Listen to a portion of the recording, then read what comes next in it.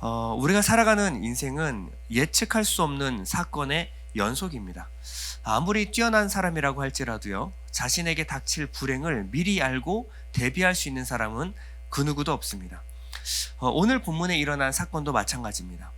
엘리야는 하나님이 지시할 땅 사르밧으로 가서 이 과부를 만나고, 과부와 엘리야는 그 집에서 떨어지지 않는 양식을 먹고 살게 되었습니다. 그런데 이 과부의 집에 있는 유일한 한 아들이 갑자기 죽어버리는 일이 발생했습니다. 성경은 이 사건을 담담하게 기록하고 있는데요. 17절 보면, 이 일 후에 그 집 주인 되는 여인의 아들이 병들어 증세가 심히 위중하다가 숨이 끊어진지라. 숨이 끊어진지라. 이 한마디, 이 짧은 문장에 한 여인의 하늘은 무너져 내렸습니다. 이 일이 일어나기 전에 17장 17절은 이 일 후에라고 어떤 단서를 하나 붙이는데요. 이 일이 무엇일까요? 하나님은 그 가정에 복을 주셔서 통에 가루가 다하지 않고 병에 기름이 떨어지지 않는 그야말로 오병이어의 기적을 베풀어 주셨습니다.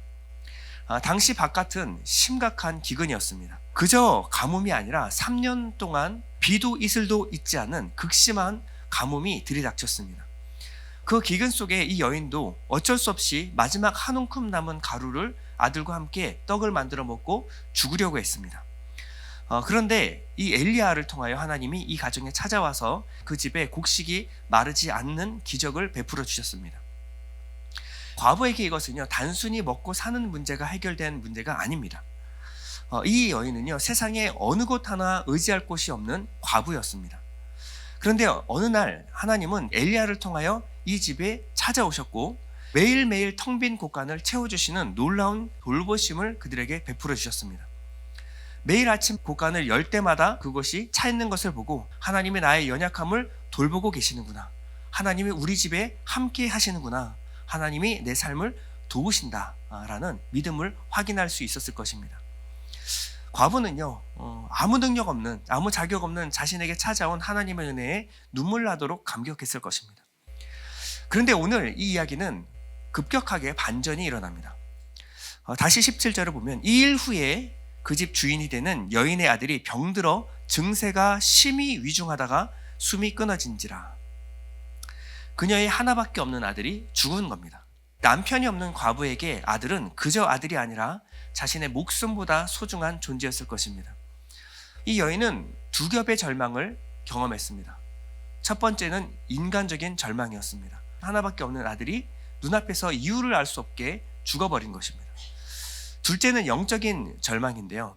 하나님을 향한 믿음이 한순간에 무너지는 영적인 절망을 그녀는 경험했습니다.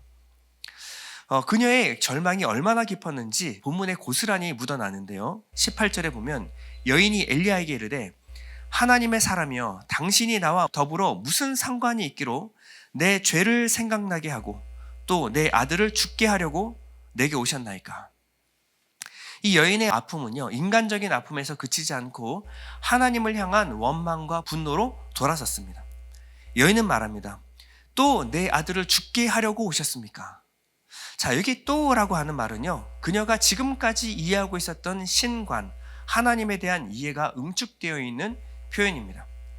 고대 근동 사회에서는요, 이 신이라는 존재는 인간의 죄를 찾아내서 그 죄에 응당한 대가, 즉 재앙을 내리는 아주 두렵고 엄격한 존재가 바로 고대의 신이었습니다. 여인이 하는 말은 이런 말입니다. 나는 이스라엘의 하나님께서 이스라엘의 범죄함으로 말미암아 이 심판, 재앙을 내리셨다는 소식을 들었습니다. 그 죄는 우상을 숭배하는 죄였고, 그것은 저도 마찬가지였습니다. 저는 시돈 땅에서 바알을 숭배하던 여인이었습니다. 그래서 저는 응당 하나님의 저주를 받아 죽게 되었다는 것을 인정할 수밖에 없었습니다. 그런데 하나님은 아무 자격 없는 제게 오셔서 기적의 떡과 양식을 베풀어 주셨습니다. 그리고 이 심판 가운데 멸망하지 않도록 하나님은 우리 가정을 도우셨습니다. 저는 그때 깨달았습니다. 하나님은 내가 알던 바알신과 다른 분이구나.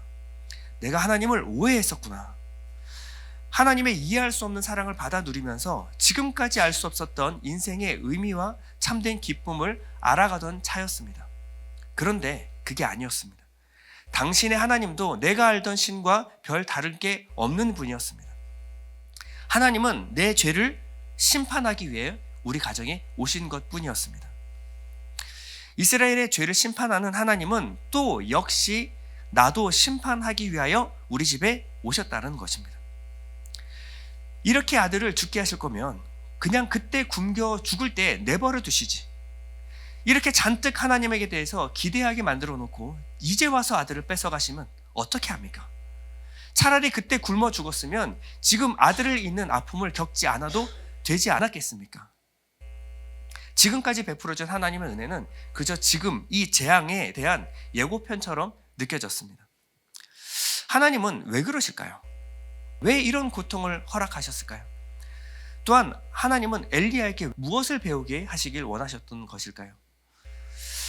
엘리야는요, 이 절망 가운데 주저앉아 있는 여인에게 뜻밖의 요구를 합니다. 19절에 보면 엘리야가 그에게 그 아들을 달라라고 말합니다. 엘리야는요, 이 여인에게 그 아들을 내게 주면 내가 하나님께 기도해서 아들을 살려주겠소라고 약속하지 않았습니다. 아무리 하나님의 사람, 하나님의 선지자라고 하지만 그것은 자기가 섣불리 약속할 수 있는 것이 아니었습니다. 엘리야는 이렇게 말한 것입니다. 하나님께서 당신의 죄로 말미암아 당신을 치신 것, 심판하시는 것이라고 섣부르게 결론 내리지 마십시오. 아직 끝난 게 아닙니다. 그러니 이 문제를 하나님의 손에 올려놓을 수 있도록 제게 기회를 단 한 번만 주십시오. 싸늘하게 식어버린 아들이라고 할지라도요, 어머니의 품에서 아들을 떼어놓는 것은 굉장히 어려운 일입니다. 더군다나 이 여인은요, 하나님의 손이 내 아들을 치셨다라고 생각하고 있습니다. 그렇다면 그 아들을 내게 주십시오라고 했을 때 이렇게 말했어야 맞습니다. 됐습니다. 이젠 다 됐어요. 다 집어치우십시오. 하나님은 우리를 사랑하지 않습니다. 나는 더 이상 당신이 믿는 하나님에 대해서 어떠한 기대도 하지 않겠습니다. 당신의 하나님 믿지 않겠습니다. 그런데 오늘 이 여인은요, 우리의 예상을 깨트립니다. 그 여인은 자신의 아들을 심판의 칼로 죽였다라고 하는 그 하나님의 손에 자신의 아들을 내어드립니다. 이 여인의 행동은 우리가 어떻게 이해할 수 있을까요? 자, 히브리서 11장은요, 믿음장이라고 불립니다. 히브리서 11장에는 믿음으로 승리한 믿음의 선진들의 이야기를 담아놓고 있습니다. 근데 11장 35절에 보면 이런 이야기가 적혀 있는데요. 여자들은 자기의 죽은 자를 부활로 받기도 하며, 여자들은 자기의 죽은 자를 부활로 받은 적이 있다는 겁니다. 이 여자 가운데 한 사람이 바로 사르밧 과부입니다. 사르밧 과부가 하나님께 아들을 내어드릴 수 있었던 것은 믿음이었다라고 성경은 기록하고 있는 겁니다. 이 여인의 행동의 의미는 바로 이런 것입니다. 저는 이 일이 내게 왜 일어났는지 이해할 수가 없습니다. 저는 하나님의 생각을 도저히 모르겠습니다. 그런데 하나님은 내가 모든 것이 끝났다고 했을 때 저와 제 가정에 찾아와 주셨습니다. 그리고 그 절망의 끝자락에서 하나님은 새로운 일을 시작하셨습니다. 이게 끝이 아니라는 당신의 말씀을 믿어보겠습니다. 그리고 이 문제를 하나님의 손에 내어 맡기겠습니다. 여러분, 믿음이란 무엇일까요? 믿음은 눈앞에 일어난 완전한 절망 상황 가운데서도 여전히 하나님을 기대하는 것이 바로 믿음입니다. 사람들이 말합니다. 이제 끝났다. 이건 완전한 절망이다. 우리가 할 수 있는 것은 아무것도 없다 라고 말하는 그 순간조차도 우리의 믿음의 눈을 하나님께 고정하는 것이 바로 믿음입니다. 사람이 할 수 있는 것은 여기까지입니다. 그러나 아직 끝이 아닙니다. 내게는 하나님이 있습니다. 여러분, 우리가 마지막 절망의 순간에도 우리가 믿음을 놓지 않을 수 있는 것은 그 절망의 그 순간마저도 하나님이 우리와 함께 계시다라는 믿음 때문입니다. 우리의 불가능을 하나님의 손에 올려드릴 때 우리에게는 불가능이지만 하나님께서는 능치 못하심이 없음을 우리는 믿어야 합니다. 아들을 넘겨받은 엘리야는요, 죽은 아이를 안고 자신이 거처하고 있는 다락방으로 올라갑니다. 이 다락방은 하나님과 온전히 교통하는 내밀한 사적인 공간이었습니다. 19절에 보면 엘리야가 그에게 그의 아들을 달라 하여 그를 그 여인의 품에서 받아 안고 자기가 거처하는 다락에 올라가서 자기 침상에 누이고 여호와께 부르짖어 이르되 내 하나님 여호와여, 주께서 또 내가 우거하는 집 과부에게 재앙을 내리사 그 아들이 죽게 하셨나이까 하고. 자, 이 보면요, 이 엘리야가 기도하는 기도가 사르밧 과부의 원망과 정확하게 일치합니다. 주께서 또 내가 우거하는 집 과부에게 재앙을 내리사 그 아들이 죽게 하셨나이까. 엘리야도 하나님을 원망하고 있는 걸까요? 하나님의 사람이라고 하는 그 선지자도 결국 이 죽음 앞에서는 하나님에 대한 믿음이 흔들리는 것일까요? 이 맥락을 봤을 때 이 엘리야는요, 불신과 원망의 기도를 지금 드리고 있는 것이 아닙니다. 이 여인의 그 아픔, 이 여인의 말을 고스란히 담아 하나님 앞에 올려드리고 있는 겁니다. 이것은 공감의 기도이고 중보의 기도입니다. 하나님, 이 여인의 고통을 제발 채울해 주십시오. 이 찢어진 여인의 마음을 외면하지 말아 주십시오. 피 맺힌 간청을 드리고 있는 겁니다. 아들을 잃은 이 과부의 마음은요, 지금 엘리야의 마음이 되었습니다. 그리고 이것이 바로 이스라엘을 향한 하나님의 마음이었습니다. 하나님은 이 사건을 통해서 이스라엘을 향한 하나님의 마음을 엘리야에게 가르치길 원하셨습니다. 이것이 갈멜선으로 가기 전에 마지막 훈련이었습니다. 엘리야는요, 영적으로 완전히 죽어버린 이스라엘을 상대해야만 합니다. 죽은 시체가 누워있는 이 다락방은요, 영적으로 죽어있는 이스라엘을 상징하는 축소판입니다. 영적으로 죽은 이스라엘을 향한 하나님의 마음은 어떤 마음일까요? 우상을 숭배하는 이 죄악된 이스라엘을 바라봤을 때 심판으로 이글이글 타오르는 그런 분노의 마음이 아니라 죽은 아들을 부여잡고 통곡하는 부모의 찢어지는 마음, 이것이 하나님의 마음이라는 것을 엘리야에게 가르쳐야만 하셨습니다. 죄로 인해서 일어난 것은요, 하나님과의 단절입니다. 근데 하나님과의 단절된 인간은요, 사람과도 단절되게 되어 있습니다. 죄로 인한 타락의 결과는 우리의 마음이 상대방의 아픔을 진심으로 공감할 수 없다는 것입니다. 우리가 외로운 이유는요, 한 공간에 같이 앉아 있어도 상대방의 아픔이 내 마음이 되지 못하기 때문에 그렇습니다. 죄사함 받고 회복된 인간에게 나타나는 가장 첫 번째 변화가 무엇이냐? 바로 공동체성의 회복입니다. 바로 공감의 회복입니다. 허물 많은 상대를 보더라도요, 나보다 못한 죄인으로 보지 않습니다. 나와 같이 예수 없으면 살 수 없는 한계를 가진 죄인으로 봅니다. 그 사람과 나를 동일시하게 되는 것입니다. 이 공감과 동일시의 결정체가 무엇이냐? 그것이 바로 십자가입니다. 십자가는 하나님의 공감의 절정입니다. 우리의 비참함이 하나님의 아픔이 되었기 때문에 하나님은 그 아들을 보내어 우리를 다시 살리신 것입니다. 엘리야는요, 독특한 행동을 하는데요, 21절에 보면 그 아이 위에 몸을 3번 펴서 엎드리고 여호와께 부르짖어 이르되 내 하나님 여호와여, 원하건대 이 아이의 혼으로 그의 몸에 돌아오게 하옵소서 하니. 이전까지 죽었던 사람이 다시 살아난 경우는 없었습니다. 근데 엘리야는요, 독특하게 그 아이의 시신 위에 자기의 몸을 펴서 엎드리고 있습니다. 그것도 3번이나 반복해서 엎드리고 있습니다. 이것은 당시의 기준으로 봤을 때 굉장히 충격적인 장면입니다. 당시의 율법에는요, 시체와 접촉하는 것을 엄격하게 금지했습니다. 엘리야가 이 율법을 몰랐을까요? 분명히 알았을 것입니다.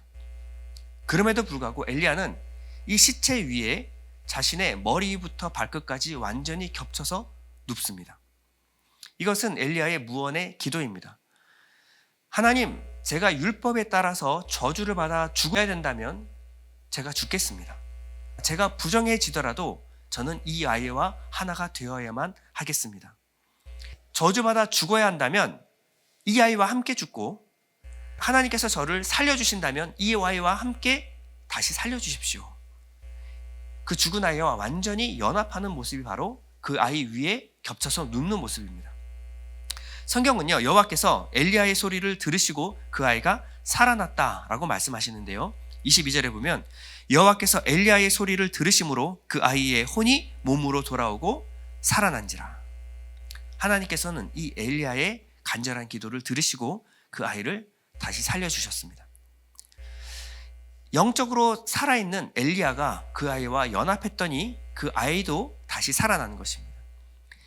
이 장면은요, 장차 오실 예수 그리스도를 정확하게 예표하는 그림자입니다. 성경은요, 우리를 뭐라 그러냐면 허물과 죄로 죽은 우리라고 말하고 있는데요, 하나님이 허물과 죄로 죽은 우리를 살린 방법은요, 그야말로 충격적이었습니다. 엘리야가 이 죽은 아이와 한 덩어리가 되어 연합한 것처럼 죄 없이 거룩하신 예수님께서는요, 죽은 시체와 같이 부정한 우리와 하나가 되셨습니다. 우리의 죽음과 하나가 되어 연합하신 것입니다. 에베소서 2장은요, 이렇게 구원을 설명하는데요, 허물로 죽은 우리를 그리스도와 함께 살리셨고 함께 일으키사 함께 하늘에 앉히셨다. 하나님께서 하신 것은요, 함께입니다. 예수께서 우리 안에 들어와 우리와 연합하심으로 말미암아 우리가 다시 살아나게 된 것입니다. 하나님은 멀찌감치 서서 그냥 말로 우리를 구원하신 것이 아닙니다. 우리의 고통 한 복판으로 내려오셔서 우리를 끌어안으시고 우리를 다시 살리신 사건, 이것이 바로 십자가입니다. 복음은요, 힘내라, 다 잘 될 거야, 그렇게 막연한 위로를 던지는 것이 복음이 아닙니다. 복음은 세상 끝날까지 우리와 함께 하신다는 약속이 바로 복음입니다. 죽은 아들이 다시 살아났습니다. 그리고 엘리야는요, 죽은 아들을 이 어머니의 품에 다시 안겨드립니다. 23절에 보면요, 엘리야가 그 아이를 안고 다락에서 방으로 내려가서 그의 어머니에게 주며 이르되 보라, 내 아들이 살아났느니라. 그리고 마침내 여인이 고백하는데요, 24절에 보면 여인이 엘리야에게 이르되 내가 이제야 당신은 하나님의 사람이시오, 당신의 입에 있는 여호와의 말씀이 진실한 줄 아노라 하니라. 자, 여인은요, 이제야 내가 안다 라고 고백했는데요, 여인은 무엇을 알았을까요? 여인은 엘리야를 통하여 하신 말씀, 엘리야를 통하여 하나님의 행하신 일을 통하여 하나님을 알게 되었습니다. 하나님은 인과응보의 하나님이 아니셨습니다. 하나님은 은혜의 하나님이셨습니다. 하나님은 그저 내게 떡을 주시는 분이 아니라 죽음을 넘어선 생명을 주시는 분이 바로 하나님이십니다. 이 고난은요, 이 여인을 처절하게 무너뜨리기 위한 고난이 아니라 여인에게 올바른 믿음을 주기 위한 고난이었습니다. 하나님은 오늘도 우리에게 도전하십니다. 그 아들을 내게 달라라고 말씀하십니다. 내가 다룰 수 없는 그 절망적인 문제를 하나님 앞에 올려드려라 라고 말하고 계십니다. 여러분, 믿음은요, 눈앞에 일어난 절망적인 상황 가운데서도 여전히 하나님의 일하심을 기대하며 바라보는 것이 믿음입니다. 사람들은 다 끝냈다라고 말해도요, 여전히 우리의 믿음의 눈이 하나님께 고정되어 있는 것, 이것이 바로 믿음입니다. 우리가 할 수 있는 일은 여기까지입니다. 그러나 아직 끝이 아닙니다. 내게는 하나님이 계십니다. 여러분, 기도는 무엇입니까? 우리의 마지막 할 수 없는 그 끝에 하나님께 무릎 꿇는 행위가 바로 기도입니다. 내가 할 수 없는, 더 이상 내 방법이 끊어졌을 때 내 문제를 하나님께 맡기는 것이 기도입니다. 2026년 여러분들의 문제를 하나님의 손에 맡겨드리길 원합니다. 하나님께서 다시 회복시켜 주실 줄 믿습니다. 우리 잠시 눈을 감고 기도하겠습니다. 하나님 아버지, 감사합니다. 우리에게 주신 하나님의 약속을 들여다봅니다.